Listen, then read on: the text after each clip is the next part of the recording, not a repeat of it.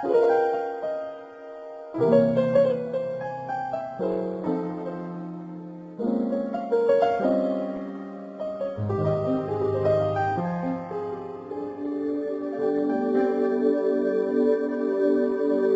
sou Heloísa, eu sempre fiz artesanato, né, como hobby e tal. No primeiro ano da minha filha, eu já comecei a fazer as peças e as pessoas começaram a gostar daquela técnica e me procuraram para ensinar. E eu dava aulas aqui nos bazares da cidade, aqui dentro de casa. O Gustavo, na época, trabalhava em outro estado. A empresa dele começou a ter muitas dificuldades. E aí ele resolveu fechar. E veio trabalhar comigo, né? Era difícil a gente juntar turmas com 5 alunos. E aí eu tinha que ter 5 alunos por dia, todos os dias. Isso não acontecia. Estava na iminência de uma quebra total. Até então nunca tinha ficado devendo para banco e aí assim, a hora que você olha, sua conta negativa R$14 mil. Era algo realmente assustador para mim, né? Ele até pensou em voltar a trabalhar fora e a intenção não era essa, a intenção era realmente tentar fazer algo para que a gente conseguisse ficar junto. E aí teve um dia que o Gustavo passou a mão no telefone e ligou pro irmão dele. Falou, cara, eu tô vendo aí que você tá fazendo alguma coisa diferente e eu preciso saber o que é, porque eu também preciso fazer algo diferente e eu não sei o que. Confesso pra você que não foi paixão à primeira vista, porque eu entendia que era algo que o meu público não conseguiria captar. Por outro lado, eu também não iria conseguir fazer aquilo. E eu só comprei porque o meu cunhado conseguiu viver do que ele amava fazer e ao mesmo tempo tinha resultado, né? Então vamos entrar de cabeça. Eu comecei a estudar para conseguir entender o que era, porque para mim eu não tinha Facebook, eu não tinha lista, eu não tinha nada. E eu me lembro que no primeiro lançamento, inclusive, foi com produto físico. São os kitzinhos de cartonagem para a pessoa montar em casa. E aí sentou eu, Gustavo, falou assim, poxa, será que a gente consegue vender 20 pacotes? E aí começamos, mandamos os e-mails e a gente vendeu o primeiro com 4 minutos. E foi uma alegria. Eu lembro que o Gustavo mandou o e-mail e eu tive que sair para buscar as meninas na escola. E no meio do caminho ele me ligou, vendeu! Em seguida já começaram a entrar os pedidos e aquela nossa meta de 20 pacotes, na primeira hora já foi superada a meta. E aí a gente começou falando, mas será que é isso mesmo? Eu lembro que a gente teve que fechar o carrinho antes da hora, com 117 pacotes, porque a gente não tinha condição de produzir tudo aquilo. E no nosso segundo lançamento, eu ensinei a fazer a maleta japonesa, que todo mundo acha muito bizarro, porque fala, quem que quer aprender a fazer maleta japonesa, né? O pessoal nem entende, né, o que é isso. Nós vendemos 178 matrículas. Hoje, por exemplo, eu tenho alunos em Israel, na França, no Japão, Estados Unidos, por volta de 1.100 alunos, mais ou menos. Então, é um número bastante grande comparado com os meus 5 alunos lá do começo, que era difícil de botar dentro de uma sala, né? Nossa renda melhorou e a nossa autonomia de tempo é muito grande. Eu lembro como eu sentia a falta da minha mãe e do meu pai em casa. E eu imagino que elas podem sentir também, tendo eu e ele aqui em casa, né? Leva, busca na escola, a gente almoça junto todos os dias, enfim, faz tudo junto. Eu era uma anônima aqui em Itu, uma cidade pequena do interior de São Paulo, e a partir do momento que você vai para a internet dessa forma, você consegue levar isso para qualquer lugar do mundo.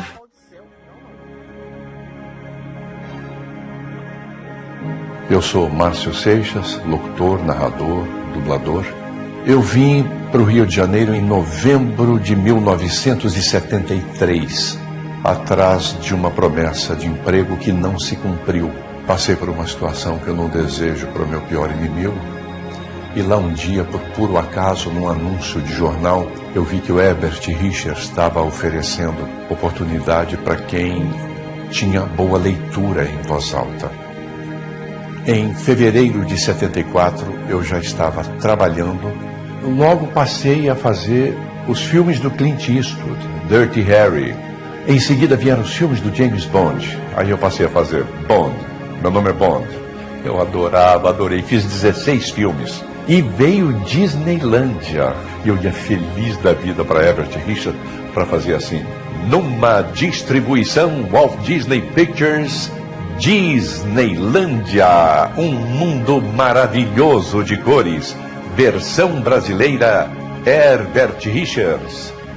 Eu amo fazer isso. Eu queria mais. Quanto mais eu trabalhava, mais eu queria. Robin, prepare o Batmóvel. Vamos sair para uma diligência à procura do Pinguim. 40 anos dentro de estúdios. Incontáveis personagens, milhares de filmes. O templo de Amon-Ra, o deus do sol e criador, está alinhado de tal forma. Essa profissão, ela é um bocado árdua, mas ela também traz um bocado de alegria. E um dia veio uma reflexão. Eu desenvolvi técnicas que eu procurei em treinamentos para voz que eu não encontrei. Tive a certeza de que eu queria dividir isso com outras pessoas, passar para outras pessoas. Montei como fonoaudióloga um método de especialização da voz. 7 alunos por semestre. Aquilo para mim era um laboratório. Mas há cerca de 3 anos, um amigo começou a tentar me seduzir, dizendo que eu tinha que compartilhar os meus conhecimentos na internet. Aí eu falei, nem continue. Meses depois, ele voltou a entrar em contato comigo, falei, vai falar disso de novo? E o que ele me falou me ficou na cabeça. Você fala na internet, você vai ganhar mais conteúdo, você vai ficar mais perto do aluno. Ele me passou tamanha segurança no que ele falava, que eu mergulhei de cabeça e lançamos a primeira turma do Fórmula da Comunicação Envolvente no dia 7 de novembro. Foi uma correria. Quando eu fiz o primeiro contato com a turma, eu já queria no dia seguinte ter outro contato, mas eu adorei isso. Ele falou, você me deu uma canseira, eu estou há 3 anos te falando nisso. Das 30 horas que nós nos comprometemos a entregar, fizemos 62 horas. O meu entusiasmo, a minha realização pessoal, a certeza que eu posso transformar pessoas. Eu só não podia contar com o que veio depois. Nós prometemos um encontro presencial no Rio de Janeiro para a entrega dos certificados. E aí eu pensei, tem um no território do Amapá, tem um no Japão, tem um no Maranhão, tem um no interior da Bahia, São Paulo tem vários. As pessoas vieram. Passamos um dia inteiro juntos. E aí eu fui vítima de uma molecagem que me desestruturou para o resto da tarde. Todo mundo deu um grito e vieram para cima de mim e me cobriram.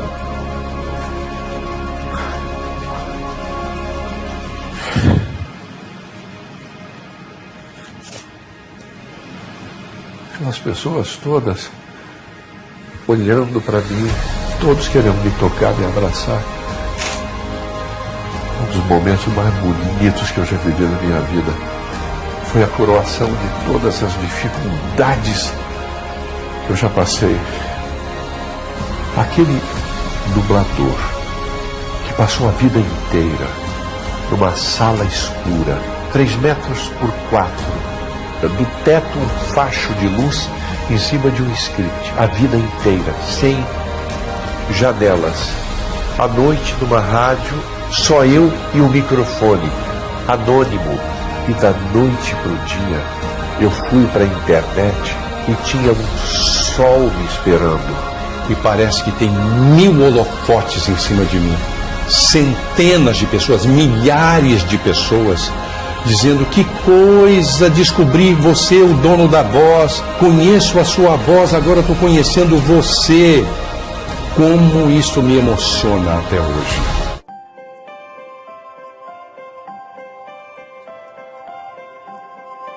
Meu nome é Ivan Quirino, eu sou o filho mais novo de uma família de 4 irmãos.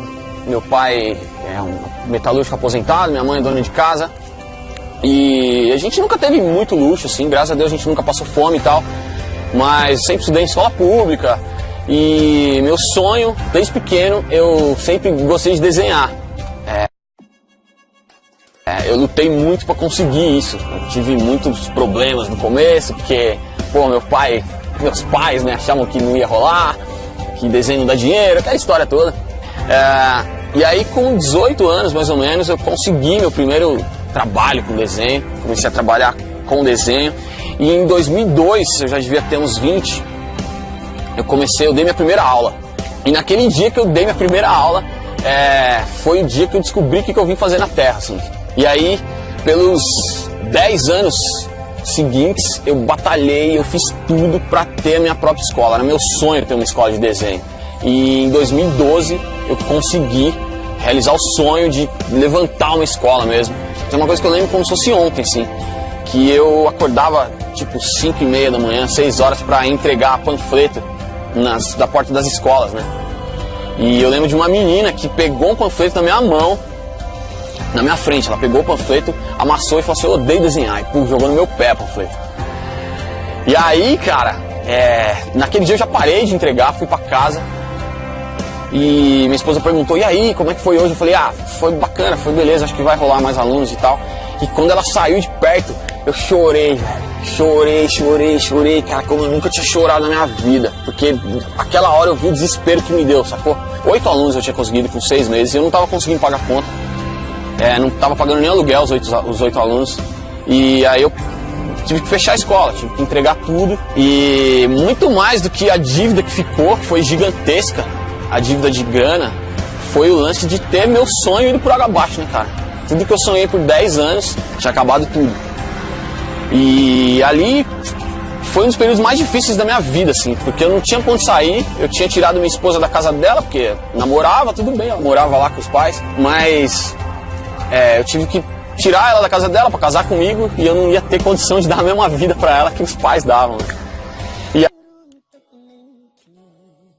aí ela veio pra mim e disse que estava grávida.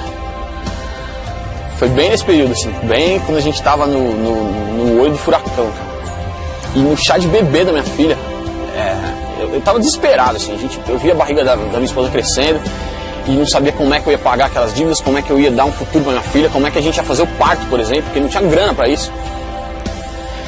E no chá de bebê dela, eu chamei um amigo meu que eu não via há muito tempo, cara, um amigo meu de infância, e eu expliquei a história pra ele. A gente não se via há muito tempo, eu contei pra ele, falei: cara, tô desistindo.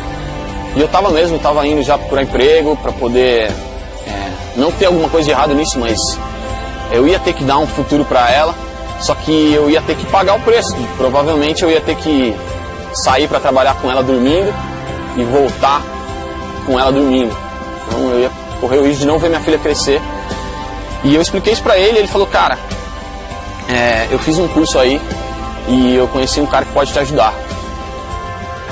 E eu já tinha desistido, mas naquele momento eu achei, alguma coisa me disse que eu tinha que arriscar mais uma vez. Eu já tava ferrado mesmo.